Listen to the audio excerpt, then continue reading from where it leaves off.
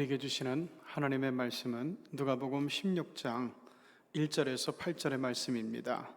제가 누가복음 16장 1절에서 8절의 말씀을 먼저 봉독해 드리겠습니다.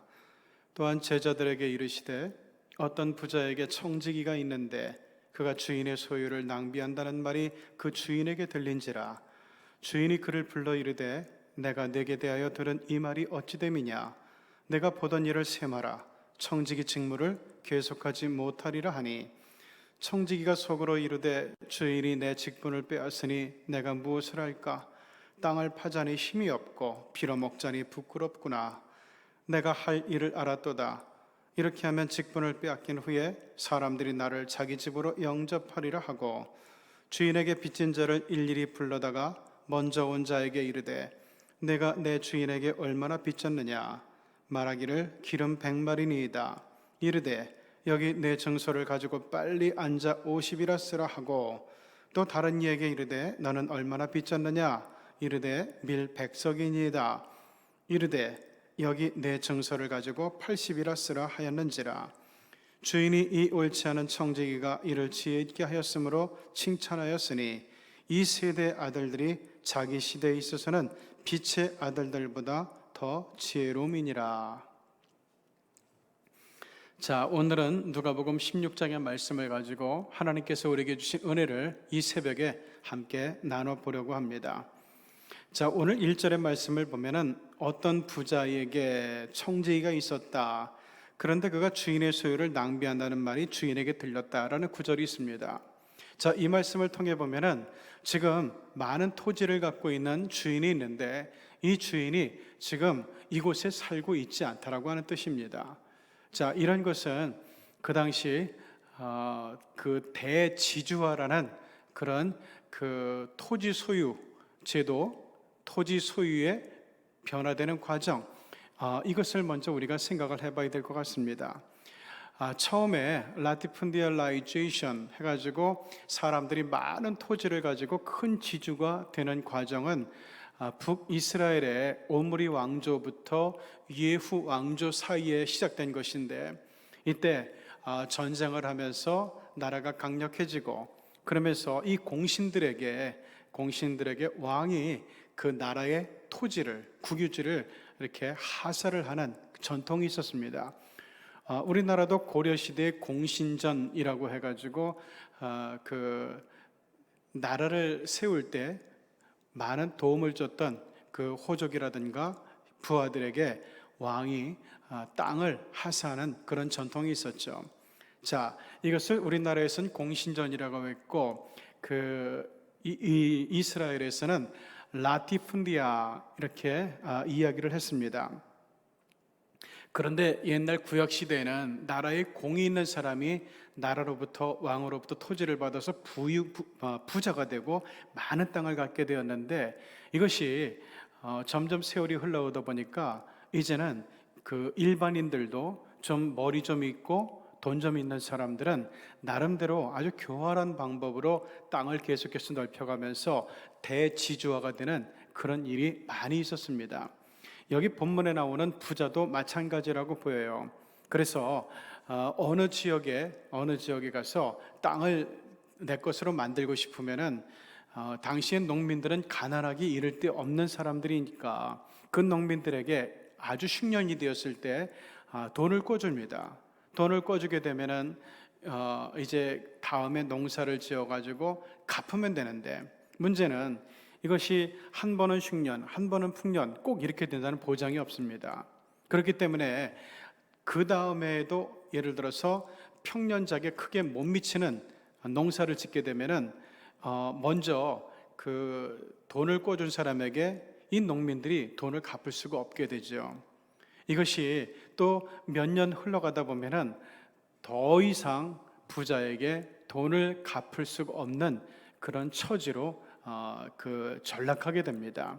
자, 그렇게 되면은 이제 그 돈을 꿔줬던 부자는 그 농민에게 땅은 네가 농사를 져도 좋다. 다만 그 땅의 소유는 이제 내 거다. 내가 돈을 못 갚았으니까 땅으로 대신 갚아라. 이렇게 얘기를 합니다. 자, 그런데 농민의 입장에서는 뭐 돈을 못 갚았으니까 땅으로 갚아야 되죠. 그런데 내가 농사를 계속해서 질 수 있기 때문에 거기에 대한 큰 손해라든가 뭐 이런 것은 느끼지 못하고 그냥 수긍을 하면서 땅 소유권을 부자에게 주고 자신은 거기서 계속 그 소작인으로서 농사를 짓게 되는 겁니다. 자, 이렇게 해서 그 부자들은 여기저기에 지방마다 많은 땅을 자기의 것으로 자기의 소유로 돌려놓게 되는데 그러다 보니까 자기가 그 토지를 관리할 수가 없죠. 그래서 청지기를 세워서 그 땅을 관리하라고, 소작인들을 관리하라고 하고 자기는 뭐 예루살렘이라든가 뭐 이런 데 이제 거주하면서 가끔 돌아보기만 하면 됩니다. 자, 문제는 이 부자가 가치 없으니까 청지기가 나쁜 마음만 먹으면은 얼마든지 부자의 재산, 소작인들이 냈던 소출의 일부를 자기 것으로 편취할 수가 있는 구조가 되는 거죠. 여기 나오는 청지기도 주인의 소유를 낭비한다는 말이 주인에게 들렸다는 것으로 봐서는 그렇게 정직하거나 올바르지 못한, 솔직하지 못한 청지기였다고 생각이 됩니다. 자, 이런 것들이 계속 주인의 귀에 들어가니까 주인이 이 청지기는 못 믿겠다, 잘라야 되겠다, 그래가지고 얘기를 하는 거예요. 2절을 보면은 내가 보던 일을 세마라 청지기 직무를 계속하지 못할 것이다, 이러면서 이 청지기를 그 직무에서 잘라버리겠다는 이 메시지를 전해줍니다. 자, 이제는 청지기가 큰일 났어요. 가만히 생각해 보니까 내가 이 일이 없어지게 되면은 내가 저 농민들하고 같이 땅을 파자니 힘이 없고 또 뭘 해먹자니 또 재주도 없고, 야, 이거 큰일 났는데 내 미래를 위해서 내가 어떻게 하면 될 것인가 고민하다가 어떤 생각을 했는가 하면은 내가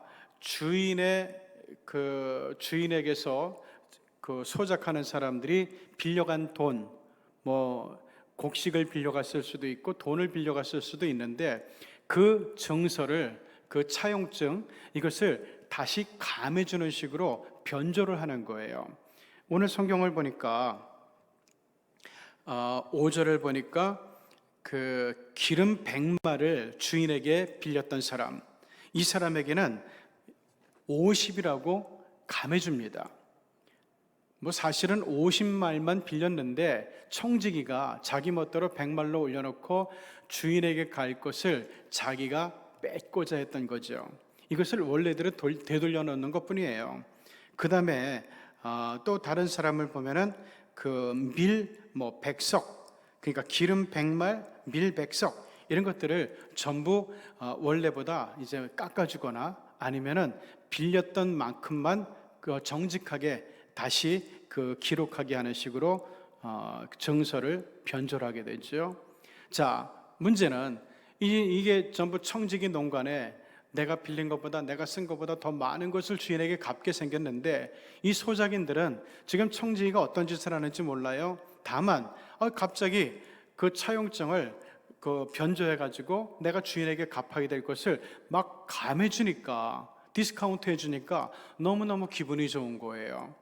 청지기가 하는 일을 모르기 때문에 야, 이건 주인이 시킨 거구나, 야, 우리 주인이 참 좋은 사람이었네, 알고 보니까 피도 눈물도 없는 사람인 줄 알았는데 주인이 우리 소작인들을 이렇게 생각해 줬네, 참 귀한 사람이다, 좋은 사람이다, 감사하다, 이런 이제 소문들이 퍼지기 시작해요.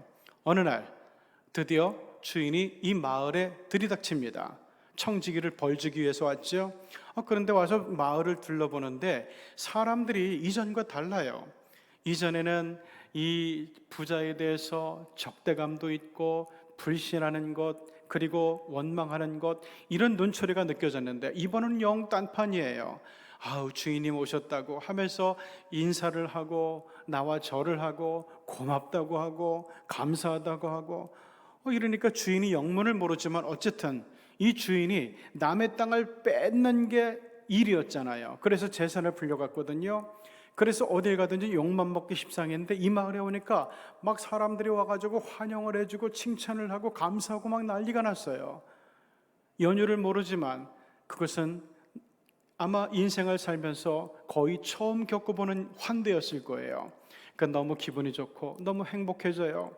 그래가지고 좋은 마음으로 이제 청지기를 만났는데 나중에 알고 보니까 이 청지기 농간이었어요. 그럼에도 불구하고 부자는 기분이 좋은 거예요. 행복한 거예요. 야, 난생 처음 내가 이런 환대를 다 받아보다니 정말 마음이 귀한 걸, 마음이 참 기쁜 걸, 행복한 걸, 이 부자의 갖고 있는 행복을 이 청지기가 했던 불의함이 뺏지를 못한 거예요. 그 청지기의 불의함보다는 주인이 느낀 행복이 훨씬 더 컸고 그 기쁨이 훨씬 더 컸던 거죠. 그래서 그 불의한 청지기를 칭찬하는 거예요. 이 옳지 않은 청지기가 이를 지혜롭게 하였으므로 주인이 칭찬을 했다는 거죠. 자, 우리가 이 세상을 살아가면서 우리는 어떻게 하면 하나님 앞에 칭찬을 받을 수 있을까? 우리는 한 사람 한 사람, 나하고 척을 진 사람도 있고 나하고 귀한 관계를 맺고 있는 사람도 있고 여러 종류의 사람들이 있지만은 이런 사람들에게 정말 유익함을 주고 덕을 베풀고 이러면서 이 사람들을 나로 하여금 하나님과 좀 더 가깝게 만들 수 있다면은, 하나님 앞에 감사하게 만들고 하나님께 영광을 올릴 수 있게 만들 수 있다면은, 그러면 하나님께서는 여기 주인이 청지기를 칭찬했듯이 우리가 하나님 앞에서 참 지혜롭고 충성되게 일을 잘했다 여기면서 우리를 높여주고 우리를 인정해주고 그리고 우리를 칭찬해주고 우리에게 복을 주시겠다는 그런 말씀입니다. 오늘도 이 말씀을 보면서 우리 이웃들에게 내가 뭘 할 것인가, 어떤 말을 할 것인가, 어떻게 대해줄 것인가를 잘 생각하면서 그들로 하여금 하나님 앞에 영광 돌리는 그런 길을, 그런 지혜를 우리가 지혜롭게 찾아가지고 실천할 수 있는 복된 하루가 꼭 되시기를 주님의 이름으로 축복합니다. 기도하시겠습니다. 걸어가신 하나님 아버지, 주인의 돈을 떼먹은 사람인데, 주인의 재산을 가로챈 사람인데, 그래서 불의한 청지기인데, 그런데 이 청지기가 정말 주인에게 기쁨을 주고 주인을 행복하게 만들어 줌으로써 지혜 있다 칭찬받는 모습을 보게 됩니다. 하나님, 우리도 하나님 앞에서 그렇게 의로운 사람들은 아닌 것 같습니다. 우리도 하나님 앞에서 그렇게 칭찬받을 만한 사람들은 아닌 것 같습니다. 그렇지만 이 불의한 청지기처럼 우리 주위에 있는 사람들을 하나님께로 불러들이게 하고 하나님을 기쁘시게 하고 하나님을 칭찬하게 하고 하나님께 감사하게 만들고 하나님 앞에 영광 돌리게 만드는 그런 역할과 그런 사람이 될 수만 있다라고 한다면, 우리 하나님께서도 우리를 인정하시고 우리를 사랑하시고 우리를 칭찬해 주시겠다는 그런 말씀으로 오늘 우리가 이해를 하고 교훈을 받았습니다. 하나님 아버지, 오늘도 우리가 정말 믿음으로 살아가면서 또한 하나님 앞에서 살아감을 통해서 우리 주위에 있는 사람들에게 영향을 끼쳐가지고 저들을 하나님의 백성들로 하나님의 자녀로 만들 수 있도록 하나님 힘쓰는 하루가 되고, 그래서 귀한 상급을 예약받는 우리 사랑하는 믿음의 식구들이 다 되게 하여 주시옵소서. 예수님의 이름으로 기도드리옵나이다. 아멘.